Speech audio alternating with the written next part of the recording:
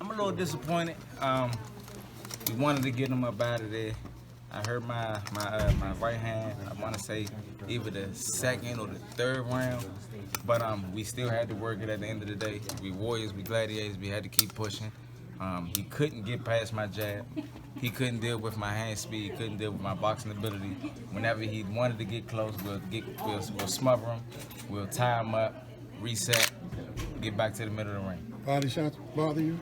Not at all. We work. We make it happen. We knew he wanted to try to force the action, push the action, but we was too far ahead in the scorecard. The jabs, everything, the jabs up and down, it paid dividend. When you realized that what you were doing to him actually started to get to him and bother him? Probably about the fourth or fifth round. Fourth or fifth round, we really had the measure of him. We knew he couldn't deal with our boxing ability, the lateral movement. He wanted to get close. He wanted to make the fight rough and tough. We could have stayed there if we wanted to. It just made it much more easier by just being able to make the necessary adjustments, turn them, create angles. He wanted to keep his hands real tight, so we kept sweeping our left hand around the glove at his ear. So, thank you. Nah, this one ain't mine. That's not mine. Nah, it's a rock. So was it your plan to come out? You seem to come out fast each round. Yeah. You always want to win the beginning and the last part of the round, no matter what the situation is. The beginning and the last part of the round is the most important. So we came out really fast in the beginning, then we picked it up real strong in the end. How much was your experience a factor in wearing him down? That was a big factor. It was a big factor. The fact that we was able to make the necessary adjustments, that plays dividend. You know, he wanted to be able to stand in the middle of the ring and have a shootout and stuff like that. Boxing is to hit and not get hit. You know, we wanted to create keep the stick in his face. We wanted to turn him. If he did get close, like I say, you have to be strategic. We slid in, we smothered him, we tied him up, we reset back to the middle of the ring. Now let's get back past this jab. You got to get back past my stick and get back past my hand speed at that point. Now this is over. What's next? Unification. If we can't get a unification, we plan on moving up in weight. Did he hurt you any? Not at all. What happened during those slippages? During the slippage, I was sliding inside, and a lot of times fighters tend to want to put their weight on you. If you slide in, they'll put their weight on the top of or I guess on the top of your head and push you down. It makes more sense not to fight and not just go ahead and take a knee, let the referee break it and reset it. Once again, that's strategic. He said he thought he hit you and you went down. Not at all.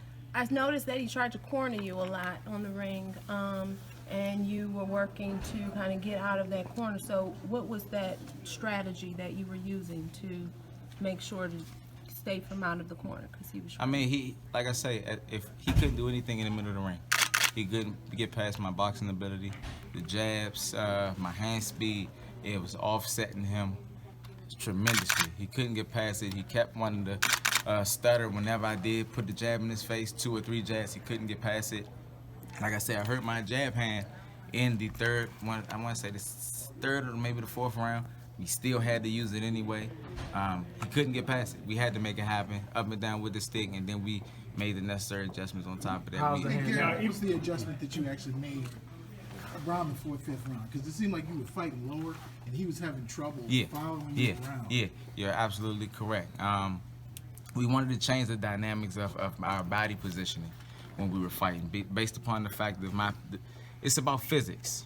It's physics, you know. Because my body is positioned to a certain part of his body, he can only throw certain shots efficiently, you know. And we took that away from him. Once again, that goes back into the boxing IQ. What'd you do to hurt your hand? Did you hit him? I think I landed a shot on the top of his head. I want to say on the side of his head, maybe by his temple, and it definitely hurt. But we warriors, we had to push through it. The same hand situation you had before? Are these the same hand situation you had in the past? I mean, I've been punching people in the face my entire life. So, I mean, it's a lot of wear and tear on them, you know. So, I mean, it is what it is. The fact that we don't compete very often gives us the ability to be able to preserve our body and be able to get through these fights the way What did Pop say during the rounds, between the rounds? Stay focused. He can't get past your jab. Maintain control. Know how to slow the pace down. He wanted to come in and rush. A lot of times, even though my jab hand was hurt, we wanted to stiffen our jab up instead of just shooting it fast. We were shooting our jab extremely hard, you know, upstairs and downstairs to the body to slow the pace down. That was one of the main things that we were pretty much discussing, making sure that we shot our left hand around his guard at his ear. You know, it kind of knocks off the equilibrium. He needed to plant. He needed to be able to actually plant to be efficient. We wouldn't give him the opportunity to do that. Do you Gary, feel you what had is him this- hurt what at is any this fight? time? It Of seemed like in What is round it- 2 you kind of jumped on him and the That's crowd round- got excited. That's probably when I hurt my hand. Yeah. But you know, it is what it is. It comes with the territory. What did he say to you after the fight? Nah, he said thank you for giving him an opportunity to compete for a world title, and I don't. It's funny because I actually been practicing them in the process. We had a lot of sparring partners and stuff like that. I don't like the fact that we are, what's the word that I'm looking for? We're divided based upon the fact of the language barrier, you know, when it comes to other cultures, you know. So I've been kind of working at it. I've been working at it. So I want to say to my fans, please forgive me as my pronunciation is a little off, but I definitely want to say to my fans, yo quiero, agradezco. I'm gonna start over because I want to make sure I get it right. Yo quiero agradezco a todos mis fans Latinos por el apoyo. So please, thank y'all for supporting me. And man, we moving. Is that what you said? We I mean, moving. is that what you said? Yeah, just I mean, now? I wanted to thank, you know, my Latino fans, you know, for all the support that I'll know, give you a they name. gave me. You did Two good more job. questions, guys. Gary, what does this fight, the way you had to fight this fight, what message does it send? I mean, you hurt your hand and you won this fight in a grueling fashion against a real young guy who came to take you out. What message does it send to the rest of the division? That we hungry, we ready. We still on the top of we still on the top of the food chain. We at the top of our game. We at the top of the food chain. Any and all comers, we willing to make it happen. This is my third title defense. I've been trying to compete against any of the other world champions.